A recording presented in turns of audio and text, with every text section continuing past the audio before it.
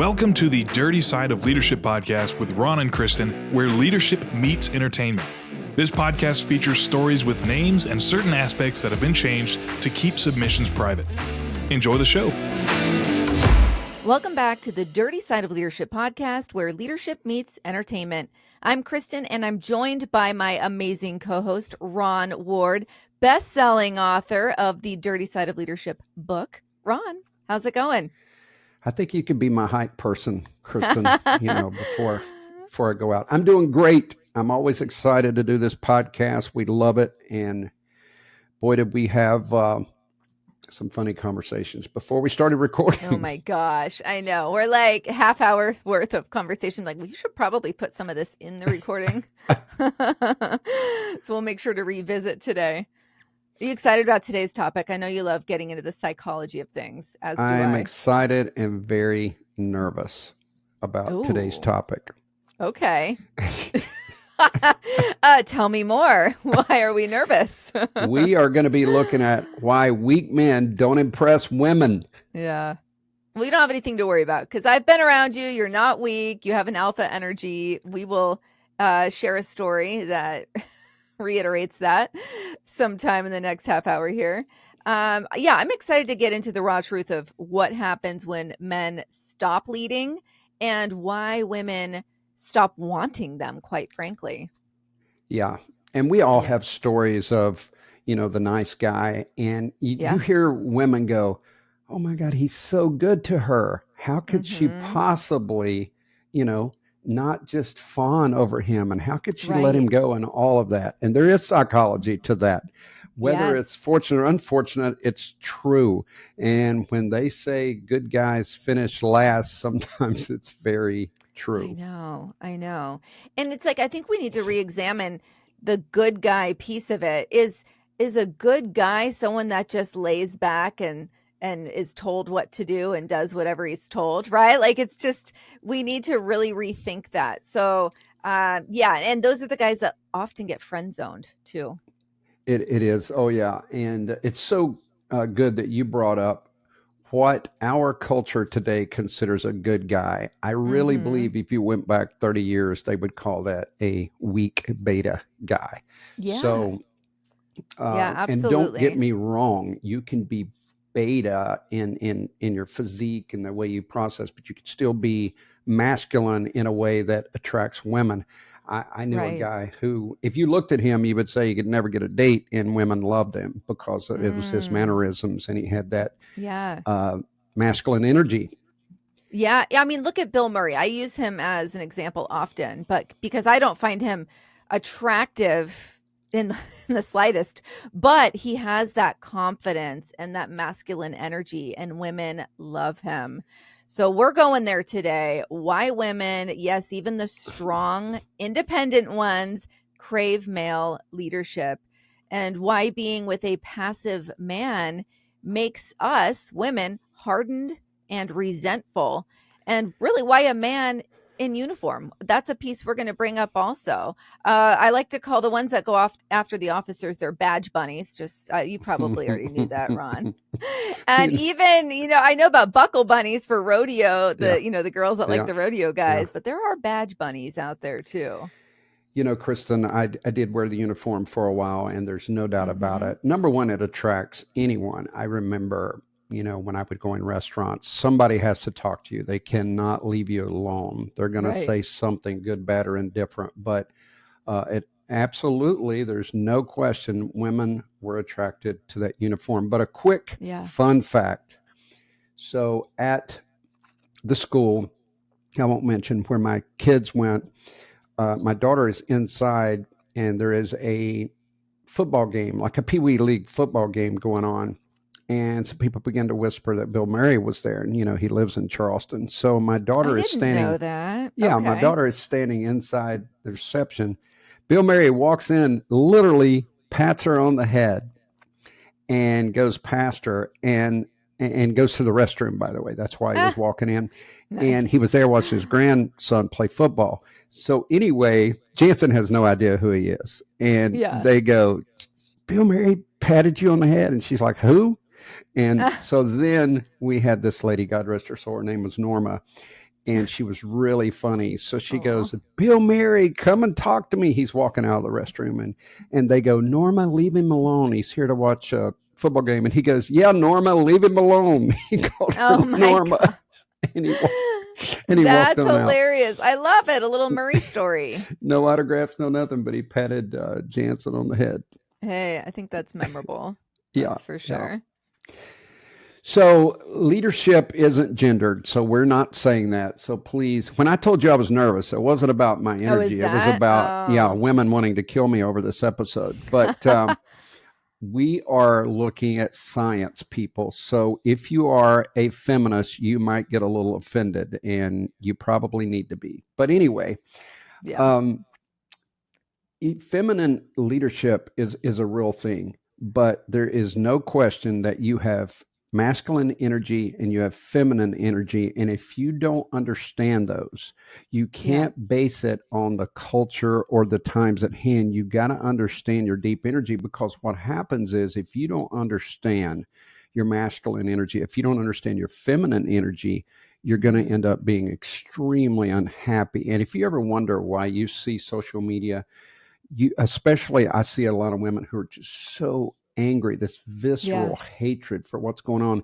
And there is a part of me, I know, Kristin, that, most people like to go, oh, look at those idiots and all that, those Karens. But there is a part of me thinking one day they're going to look back and go, my God, the world didn't end. And I spent my 20s, my late teens, 20s, 30s, whatever they are, being miserable for no reason, no real reason. And it's kind of sad. Anyway, it is. I know. And hopefully they do some self-reflection. I think that's huge. But and it makes me wonder, when I was doing research for this, when you see, we all know a couple where the woman, quote unquote, wears the pants, or at least appears to. And generally I'm finding, because I was doing a lot of reflecting, I'm like, the one who wears the pants generally is not a soft, warm and fuzzy, nurturing type.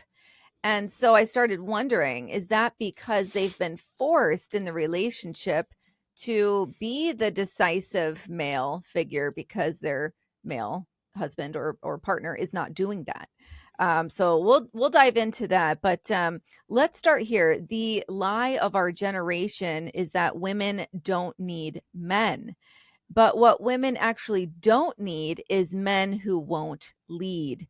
We are wired by design to thrive under strength, direction, and presence. And that does not make us weak. It makes us aligned with how we were created. No, it's very true. And leadership isn't gendered, but polarity is real. In every strong relationship, there's masculine and feminine energy, as I said. And when women are forced to lead at home, at work, in parenting, in planning, in protecting, eventually they just get exhausted, and sometimes they snap. It's too much. Right. There's literally that whole show, the whole series called Snapped. And of course, that's extreme. But yes, that is a real thing. I mean, I've lived it. I briefly dated passive men and realized that wasn't for me. I steamrolled them because my personality is strong. And, on one hand, you're like, he's so nice and easygoing. And you reflect on that and say, I ended up friend zoning them really quickly.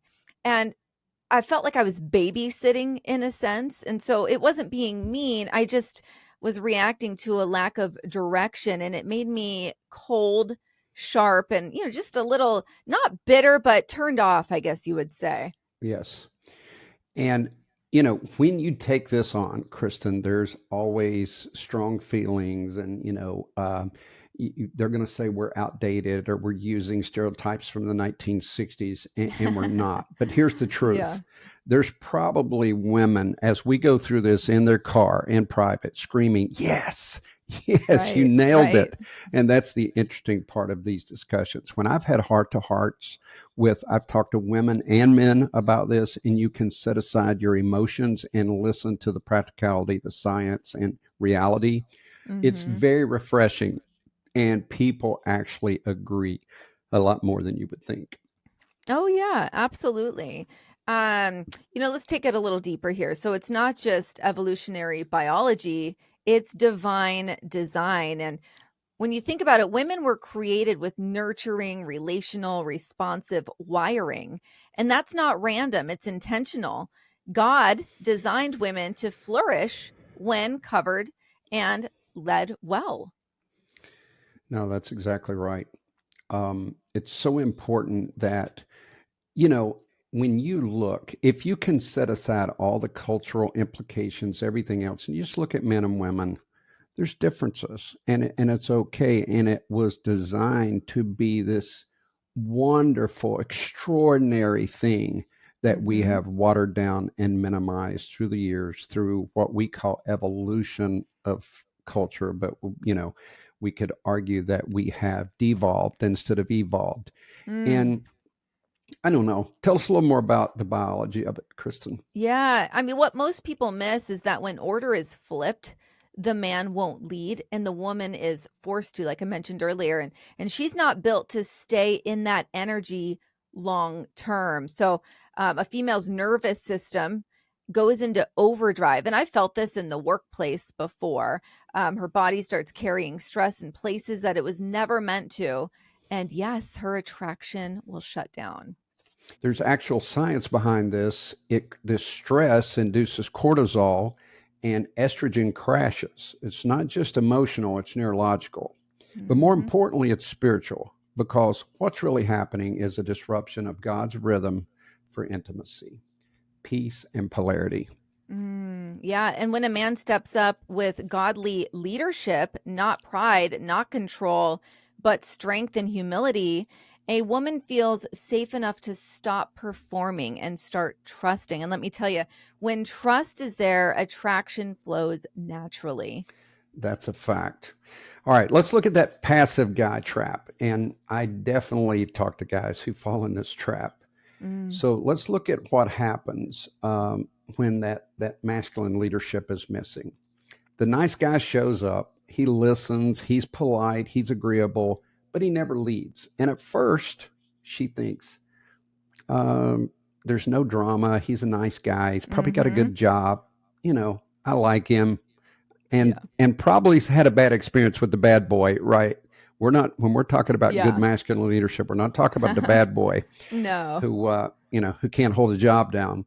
Right. But go into that same situation. 6 months in, she's drained, annoyed, secretly fantasizing about a man who takes initiative. Maybe a little bad boy, but takes initiative.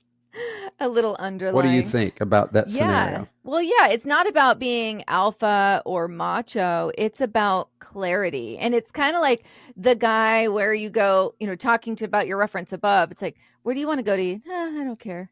Like that. Women really don't want that. That might be easy, but that's not what we want. A woman will always feel safest with a man who knows who he is, knows where he's going, and how to carry her heart with him.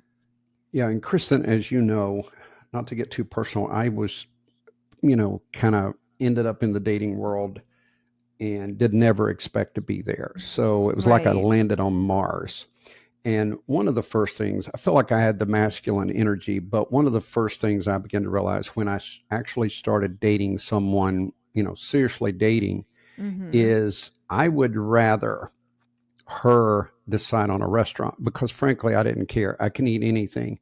But I Yeah. began to realize quickly that was not working. She wanted me to Right. plan the date.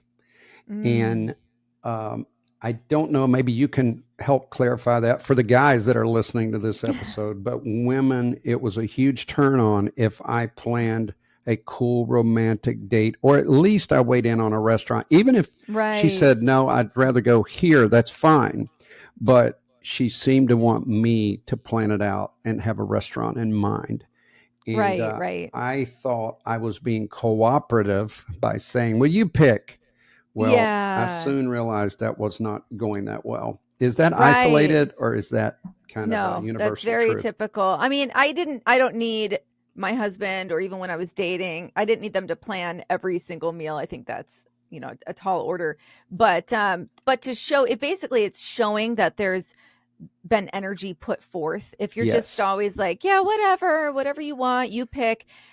We do get exhausted having to make all of the decisions. So it's funny, especially when I was in corporate, it was like constantly, when you're making all of the decisions for your team and you're leading. I didn't want to lead when I came home, right? And so I think about that with it would be nice, yeah, for women want a man at least once in a while to say, I have booked this restaurant 7 o'clock. I have a babysitter lined up, or if just to Yes. take that initiative. And I think it really goes into they're in control, which feels really safe for women. And then also it shows that they've put thought and energy into it. It's not a no-brainer, right? Yeah. And Kristen, I wish people, I never reveal specific details about coaching someone, but I wish people, as you know, I've coached a ton of people now. And in that private moment, when both men and women did not have a dad or they had an abusive father, it always impacts them in a negative way. Now, do they get tougher and do they learn, to move around and operate? Yes, they do. But there is a hurt and a scar there. And it almost always shows itself in ways that is counterproductive for their adult life. And I always hear, and I do commend, I know there's so many women that, they are raising children without a man in the house, and some of them do a really good job. But when I hear people saying we don't need a man in the house, I get to see up close, intimate, and personal the results of that. People who say that are ignorant, and they've never really looked at everything from science to psychology to mental health to all the other things that occur. But it's very real, and you can decide whether to believe me or not if you're listening, but it is very real. And there is a specific role that each parent plays. Now, they're not all the same. Don't get me wrong. There's times the script's flipped and it works. But in most cases, what I'm telling you is absolute truth. There are scars and wounds from not having that masculine energy. Now, I do know if someone loses a mother or mother's not involved, that creates situations as well. Mothers are extremely important. I'm just saying in my coaching, most of the time, it's the dad who skipped out on the family. Right. Absolutely. I mean, I can even see it in my household because my husband works 6 days a week. And I do start to see, I'm like, you need to take another day off because I'm starting to see the kids, especially my son, he needs that masculine energy around him. So I absolutely agree with you 100%. It's not even agreeing with you. It's agreeing with what data and science shows us. This is how resentment grows in marriages also, not from abuse, but from passivity. And if you're listening and your wife has changed, you want to ask yourself, have you stopped leading? Exactly. So let's switch into something I find very intriguing. It's the uniform effect. Now we are going to talk about home here. we're going to talk about the feminine aspect of that, but also I can tell you, as I feel like I'm an alpha male. I've always been told that, but when I see military, I mentioned to you once when I was the chair of the Federal Law Enforcement Training Accreditation Board, we had the Army CID coming up for accreditation. And they brought the brass. They brought the real brass. So I had never been with generals. I had a friend who was a colonel, but when you grow up with someone, it's different. Yeah. So I'm standing there, and of course they're going to bring them to meet me, and it's a little social.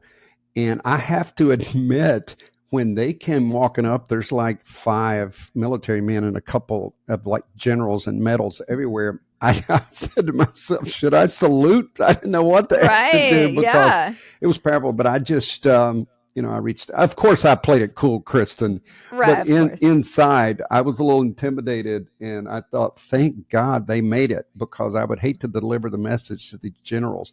But uniform, I was really surprised that it was a little intimidating, even for me. Right. So you didn't get their autograph, Ron? No, I tried to play it cool. Played it cool. I wasn't a fanboy, but but it was impressive. No, I'll tell you that. It was impressive. Yes, I absolutely know what you're talking about. And the uniform screams, basically, I've got it covered, and it's visual shorthand for authority, courage, order, discipline, which are all of these spiritual traits of a godly man, right? Like I'm going back to that because you and I are both of Christian faith. And I do feel like people would learn a lot if they'd crack the Bible every once in a while. You're right. But even in the Bible, warriors wore armor, symbols of purpose, not just power. And I think most people listening know, maybe not, but I met my husband when he was NYPD. He was on duty. I was in vacation in New York City.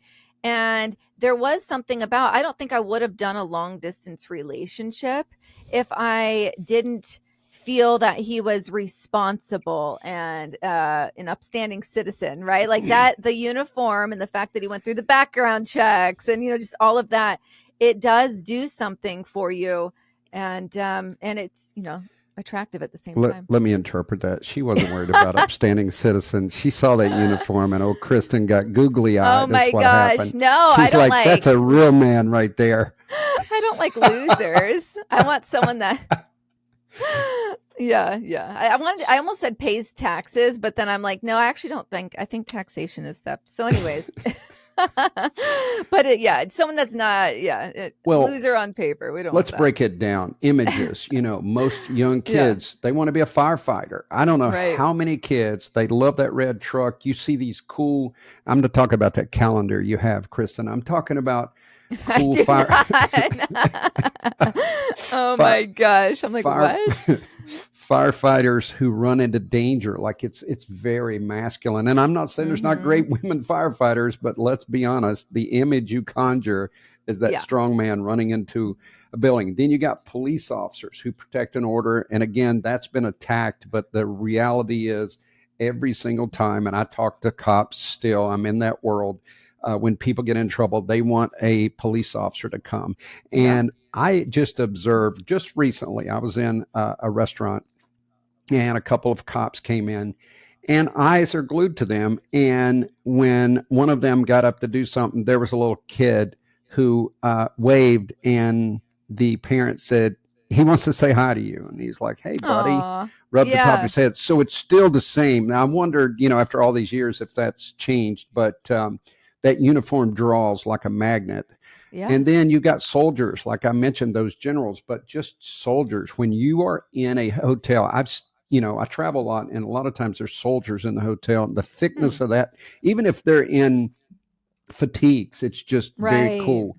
And then you got your pilots. Don't tell me you don't notice pilots when they're walking down the airport. Yeah. They're everybody knows it's cool. So there's something about it. I'm going to go buy a uniform. What should I buy, Kristin? Oh my gosh. Yeah, the pilot. You know what's funny? The firefighter, though, I think they get hit on the most. What do you think? I should have pulled a poll on that and see. Yeah, I don't know the answer to that, but downtown Charleston, I just thought it was funny, and I wondered what the chief thought. There's a fire department that's downtown, and I've come through there 2 or 3 times, and here's the firefighters out front, young guys. Most of them look pretty darn muscular, and there's always women stopping to say, hey, and you could tell they were enjoying themselves. They were appreciating the fruits of their labor. Oh, yeah. That's FDNY like that for sure. They just stand outside their houses and absolutely. And in New York, you can, if you're a firefighter, you can go to a bar in uniform after you're off, and the police officers cannot. So literally, can you imagine? So these firefighters can wear their uniform to the bars. They just get hit on this. They just flock to them. It's crazy. So the officers were always ticked, the police officers, like, you guys, you got to wear your uniform, go get all the checks. I'm sure your husband, Dave, has experienced this, but occasionally you get a call to a bar, and there is nothing like walking into a bar in uniform when you have to deal with an issue. All eyes are definitely on you, that's for sure. Oh, yeah, for sure. And it's not about, I would say it's not about dominance. Looking back at the uniforms, I think each of the uniforms that we just covered say, you're safe with me. Even the pilot, right? Like, gosh, I hope so. and so in that safety, that is the key to unlocking a woman's heart and body, men. All right, guys, if you don't wear a uniform, we've got hope for you. It doesn't take a uniform. It helps. No, don't get me wrong. It helps. Yeah. But you don't need the uniform to embody that masculine energy. You need direction. you need conviction, you need presence. And you want to learn to lead well. Carry yourself like you've got a mission. Kristin, I'm going to give a free coaching tip here. All right. I tell people when you enter a room, you enter with purpose. Have you ever seen someone, let's say that you're in a larger amphitheater. We'll use that for example, but this could be a conference room. But I see people walking in, you can totally tell they're intimidated. There's no distance between their earlobe, their shoulder, they hunch their shoulder, and they're bobbing their head like a chicken. They're looking around like, oh God, where do I sit? Should I be here? I tell people, you enter that room. Dr. Marissa calls it the skin of your teeth, hanging. Oh, she said that's a reminder to keep your head up. But you walk in a room. I actually had one person I was coaching watch Denzel Washington. Watch Brad Pitt. You watch these superstars, Tom Cruise, they never are bobbing their head. They look directly. So I tell people, enter the room with purpose, make eye contact, look around, do not bob, don't look like a chicken, walk till you find your seat and you sit down. You be cool, calm, and collected. And let me tell you something, that energy draws people. And there is a study, Kristin, that showed the most beautiful women were getting hit on the least in clubs or in bars. And it's because of the negative body language. They usually turn their back. They don't make eye contact. Whereas if a woman, and this goes for men too, but if they're open, a lot of times they're going to give open cues. Hands maybe up. They might rub their hair. I hate to say this, Kristin, but when I've gone on a date and a woman starts rubbing her hair, I already know we're hitting it off here. I know. Yeah. Hey, it's smart. There's open and closed body language. There's these little flirty looks where they look at you, and a little bit of a smile will touch the edge of the face. These are all cues to show you that they're interested. And unfortunately, the nice guy usually sends off those beta cues, but also don't even pick up on the messages that the woman is sending. Like, maybe I need to change gears. Maybe this isn't a good conversation. And I was coaching someone that said, I went on what I thought was a great date, and then the person ghosted me. So we broke down the date. I'm not going to go into details, but it was amazing to me that this person, the cues were misread. And don't get me wrong, there's always fake cues as well. Like, I'm going to be nice until I can get to the exit. But anyway, that's a little bit of coaching tips right there. I like that. I think that's great. And you posted recently about being mysterious. When I think back on like the nice guys that would hit on me, or even ones I know now that I know that they're single and looking to meet somebody, they give it away too fast. And it really makes me think of your mysterious post. And you've talked about this before. You have to go ahead and explain it. Actually, you're the one who. Well, it's mystique, and you're right. It is mysterious. Mystique. That's yes, okay. Yes. One of the biggest takeaways in my trainings, I tell people, like, what was the word of the day? I always have takeaways, and they'll always say mystique. It's just kind of funny thing I have with people I train. But truthfully, when people lose their mystique, there's something about your supervisor, your leader, that if they have a mystique about them, you're drawn, you're interested. What are they going to say next? How would they handle this? And I just say that there's several ways to ruin your mystique. If you overshare, you tell every single personal detail. And when I hear all of these gurus talking about empathy, they do it to the point that I think people try to be too empathetic, and then they overshare or they come across as weak. You need to maintain a little bit of a boundary. Of course, your actions, your body language, the way you talk, these are all things that help you maintain your mystique. And the one thing that will definitely ruin mystique is if you start criticizing others, even criticizing other managers. You are making yourself look weak, and you don't even know it. In the moment, it feels good, and you will have your brown nosers going, yeah, you're the best. You're the best. You lose your mystique. So take that word with you, folks, if you're listening. And I tell people sometimes it takes a year to rebrand, to get your mystique back. Because that mystique, it doesn't only play out in the workplace, it plays out in your personal life also. So thinking about what men could do differently, like I said, don't give it all away. You almost want to leave, in my opinion, you correct me if I'm wrong, Ron, on your thoughts, but you almost want to leave whoever you're interested in wondering if you're in or not. Like, I think that going, right? What do you That's think? exactly right. I told Okay. someone this. I said, I hate this. It shouldn't be this way, but there is I a little bit of a know. game of cat and There mouse that you're is. playing. And Yeah. if you show your emotions too early, it's just a turn off to men and Yeah. women. It makes Sometimes, you you look know, desperate. I went on a date and someone was telling me, I want you to meet my kid. And that freaked me out. And Yikes. so, yes, you got to hold your cards a little. It's just the reality of life and relationships. I'm talking like I'm an Right. expert, Kristen, and I'm sitting here single. So keep that in Oh, mind, folks, yeah. as you listen.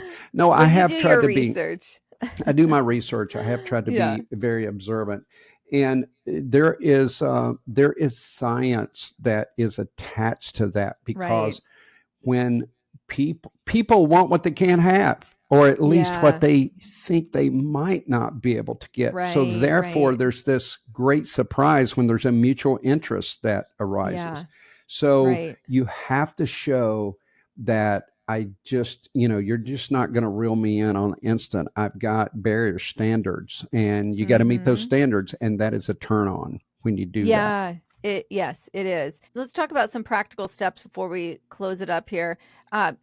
You want to be the man she respects. That's a huge thing. So Exactly. start leading like the one God designed you to be. That's Make right. decisions, set boundaries, speak life and truth.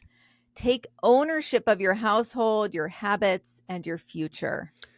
And I will tell you, Kristen, and we're open about our Christianity. I had someone talk to me about that. You and I'll talk offline, that we were Mm-hmm. bringing our faith into this podcast. Well, we Mm-hmm. said we're different, and we are. So Right. men should take the initiative and pray with their family. And Yeah.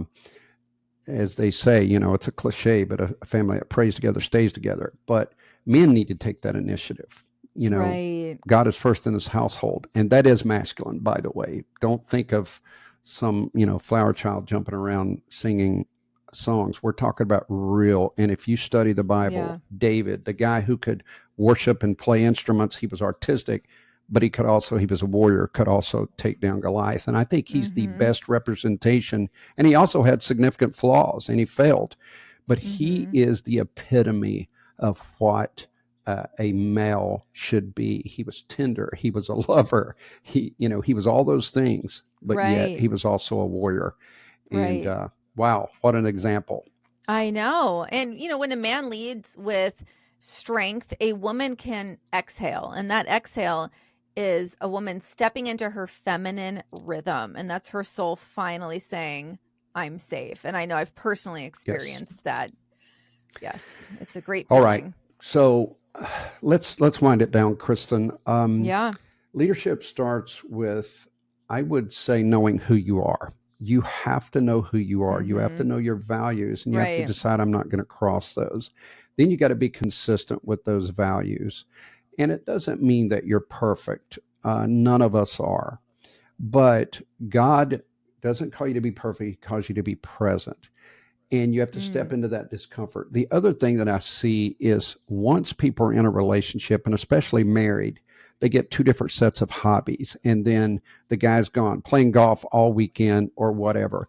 If you've got Yeah. children, especially, joint hobbies are great. But if you've got children, you got to be there for them.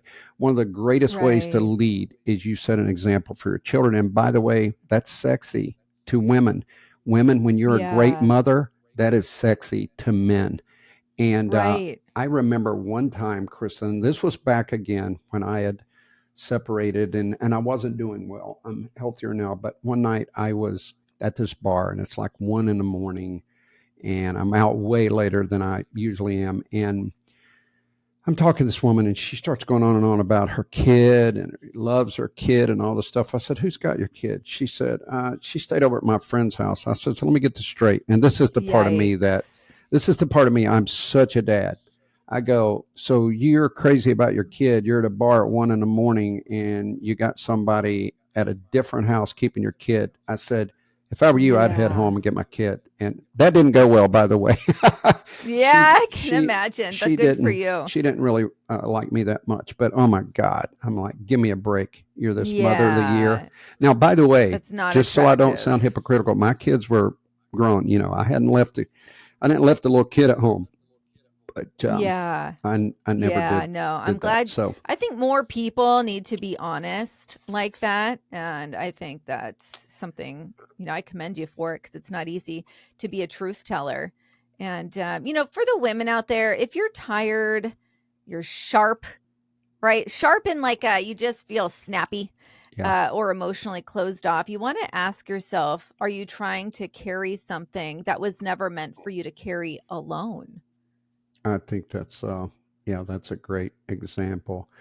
And guys, when you allow women to feel safe and soften, and Kristin, I don't want to, or they soften, but I don't want to go on a tangent. But I've Yeah. been watching the P. Diddy trial. Hulu's Oh, doing yeah. exact quotes. They're reenacting this trial. If you get a chance, you should check it Right. out. But when I see saw his, something about a Tootsie Roll. yeah, Did you hear when, that? oh my God, that's what Kristin took away from later. that. No, they have someone who is playing the part of Cassie, and when I see, people don't understand domestic violence, so you've got guys going, well, she'd had freak offs, this woman was in a cage, she was trapped, and if you know anything about domestic violence, you know that. But the point is, she was not safe. And how dare men put women in a situation where they're not safe, and vice versa. By the way, women can be vicious. And I've seen situations where they lie to get control of the children. On it, it can go both ways. Shame on people who do that. Act right. Even if you separate, do it amicably and don't criticize the other person. There's so many tangents we could go on here. Yeah. But women should feel safe and protected by their man. I'm going to write a country song right now, putting the words down. Do it. You have your pen and paper there. All right. This is the dirty side of leadership. And sometimes leadership starts with a whisper from maybe God or maybe the Dirty Side of Leadership podcast host. But the whisper is, I've created more for you, right? I've created you for more. You deserve more. So I think that's important. And we're not saying here, go and blow up your marriage. We're saying you need to have communication about it. Make some small changes. That's right. Make some small changes and see how they go over. Yeah, that's right. And to the men out there, don't be discouraged. Be awakened. If there's some characteristics that you got from this podcast, start to work on that. Rebrand. It's so interesting, Kristin. You have no idea. I even did I sent out on social media, what should my catchphrase be, to get feedback. And when I came to be the leader you're meant to be, that is talking about God's design. That's why I called it that. Now I wanted it to be short because I did get some good feedback, but I wanted it to be short. But it's way deeper than people realize when I say be the leader you're meant to be. Don't leave this earth not having been the leader God had called you to be. Be strong and courageous, but also have that, that passion and that compassion. Yeah. And you'll go a long ways. Yeah, that's huge. I love that, Ron. I never knew the what was behind that actually. Outside I don't think we ever talked about that. The words actually mean. Yeah. Well, that's fantastic. Well, I hope you liked this episode. Hopefully it resonated with some folks. And I mean, gosh, it's a topic that I think could touch almost everyone listening. All right, everybody, from the depths of my heart, be the leader you're meant to be. We'll see you next week. The Dirty Side of Leadership podcast is brought to you by Forward Operations. If you'd like to book Ron or Kristin for speaking events, training, or executive coaching, visit forwardoperations.com. Be the leader you're meant to be.